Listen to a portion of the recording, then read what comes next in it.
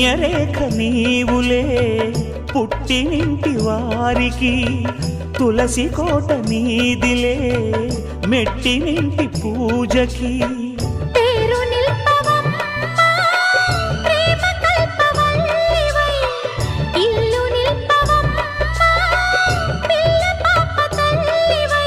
కుంకుమ పూల శోభలతో గుండెలు దాటిన ఆశలతో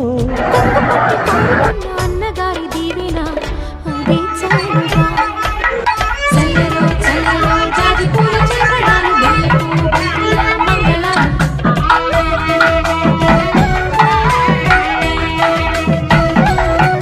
మా కళ్యాణ సీతని కన్నులార చూడరండి,